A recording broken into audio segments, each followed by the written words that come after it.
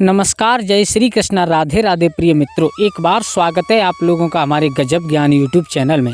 ससुराल में राज करने के लिए ही जन्म लेती हैं यह 4 नाम वाली लड़कियां। क्या आपका नाम भी इन 4 लड़कियों में आता है?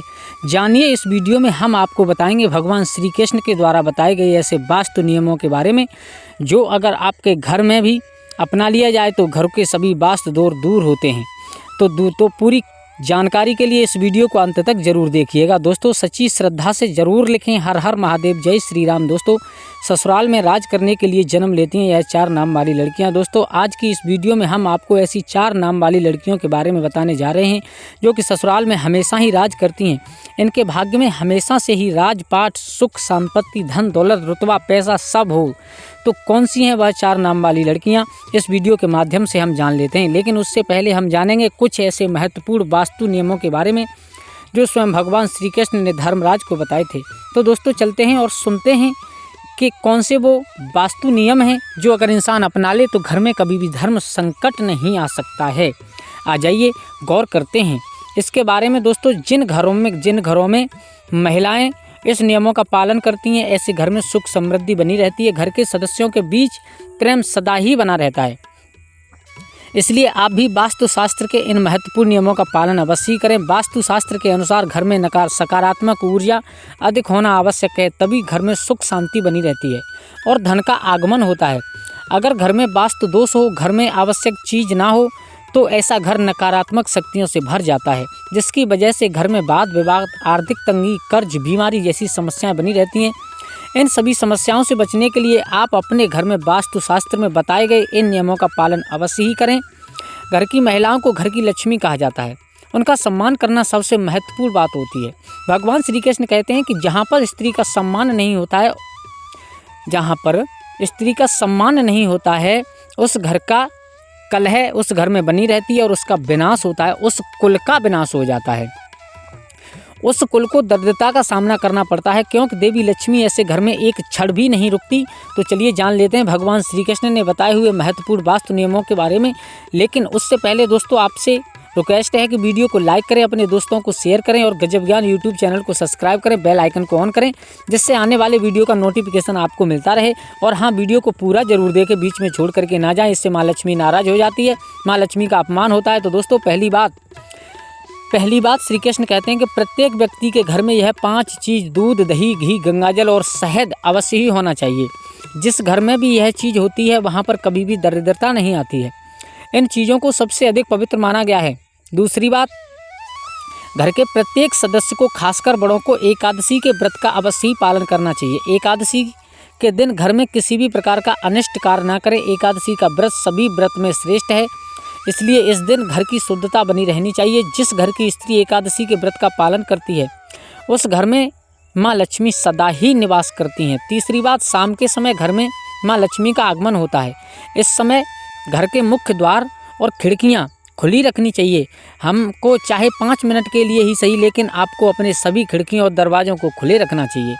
शाम के समय घर के मुख्य द्वार पर घी का दीपक अवश्य लगाना चाहिए। दीपक जलाते समय इस बात का ध्यान रखें कि दीपक के नीचे थोड़े अक्षत यानी थोड़े चावल अवश्य रखने चाहिए। शाम के समय घर के द्वार पर पानी से थोड़ा छिड़काव जरूर करें। रंगोली बनाकर देवी लक्ष्मी यानी माँ लक्ष्मी का स्वागत करने से माँ लक्ष्मी प्रसन्न होकर आपके घर में प्रवेश करती है। इसलिए आपको सुबह के समय या शाम के समय अपने घर के मुख्य द्वार पर रंगोली जरूर बनानी चाहिए। चौथी बात, घर के मुख्य द्वार पर स्वास्तिक का चिन्ह बनाना चाहिए। स्वास्तिक बहुत अत्यंत शुभ चिन्ह होता है। यह घर को बुरी नज़र से बचाता है तथा घर में नकारात्मक शक्तियों का प्रवेश नहीं करने देता है। पांचवी बात, हफ्ते में एक बार नमक के पानी से घर में पोंछा लगाना चाहिए। नमक नकारात्मक शक्तियों को सोख लेता है और घर का वातावरण पवित्र करता है। स्नान करते वक्त भी पानी में थोड़ा सा नमक लगा करके स्नान करना चाहिए, जिससे तन की शुद्धि होती है। और छठी बात, रोजाना चींटियों को शक्कर मिला हुआ आटा डालना चाहिए। इससे मनुष्यों के कुंडली के दोष मुक्त हो जाते हैं। नंबर 7 बात है, देवी या कुल देवता के बाद के दिन घर में उनके नाम का दीपक जलाना चाहिए। जैसे अगर आपके कुल देवता महादेव हैं तो सोमवार का दिन महादेव का दिन होता है। ऐसे ही सोमवार के दिन महादेव के नाम का एक विशेष दीपक अपने घर के मुख्य द्वार पर रख लें। आप तेल का दीपक भी लगा सकते हैं। महादेव आपके घर पर कृपा बरसाएंगे। इसी तरह आप यह उपाय अपने कुल देवता या कुल देवी के लिए भी कर सकते हो। इससे हमारे कुल देवता और कुल देवी प्रसन्न होती हैं और घर के सदस्यों पर अपनी कृपा बनाए रखते हैं। एक मुख्य बात, एक मुट्ठी काले तिल लेकर के 3 बार फूंक मारें। काले तिल को आप अपने घर की छत पर डाल दीजिए, जिससे नकारात्मक ऊर्जा नष्ट हो जाती है। घर पर अगर किसी की कुदृष्टि हो तो वह भी दूर हो जाती है। आपके शत्रु आपका कुछ भी बिगाड़ नहीं पाएंगे। तिल की उत्पत्ति भगवान विष्णु के मैल से हुई थी, इसलिए इसको बहुत शक्ति होती है। श्री कृष्ण कहते हैं, द्वार पर आई गौमाता और द्वार पर आए कुत्ते को रोटी अवश्य खिलाएं। घर पर आने वाले पक्षियों के लिए छत पर और बालकनी में खाद्य पदार्थ और पानी की व्यवस्था जरूर करें। 10वीं बात, पशु पक्षियों की देखभाल करने के साथ साथ वृक्षों की भी देखभाल करने का दायित्व मनुष्य का ही है। इसलिए घर के रसोई घर में नित्य 1 लोटे में पानी भरकर रखें और सुबह इस पानी को पेड़ पौधों में डाल दें। इसी प्रकार वास्तु दोष नष्ट होते हैं। 11वीं बात, घर के बाहर ईशान कोण में जल से भरा पत्र अवश्य रखना चाहिए, ताकि आने वाला अतिथि कोई भी प्यासा न लौटे और आपके आशीर्वाद प्रदान करे।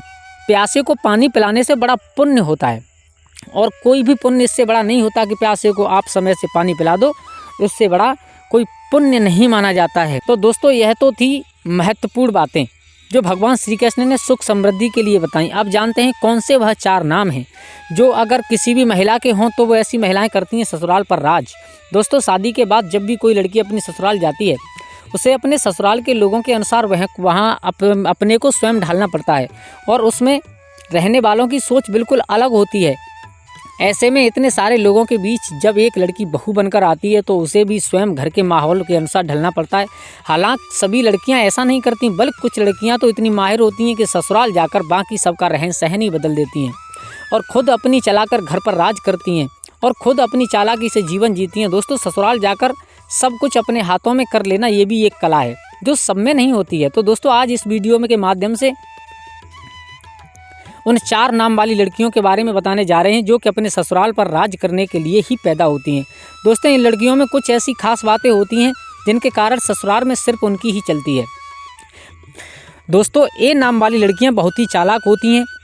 इन्हें दूसरे लोगों का दिल जीतना या उनसे बात करना, अपनी बात मनवाना बहुत अच्छे तरीके से आता है। यह जब ससुराल जाती हैं तो अपनी मीठी मीठी बातों से सबको अपनी ओर कर लेती हैं। इसके बाद हर कोई इनकी प्रशंसा करता है और उनके खिलाफ ही नहीं जाता। दोस्तों, इनकी अकल इनको ससुराल में सबका फेवरेट बना देती है और यह वहाँ आराम से राज करती हैं। नंबर 2, एच नाम वाली लड़कियाँ बहुत ही हुनरमंद होती हैं। यह अपने हुनर से ससुराल वालों को खुश कर देती हैं।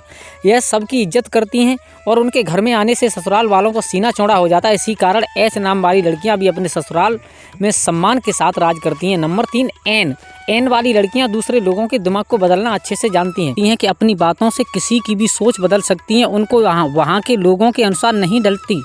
यह जब ससुराल जाती हैं तो स्वयं को वहाँ के लोगों की तरह नहीं डालती, बल्कि वहाँ के लोगों को अपने जैसा बना देती हैं।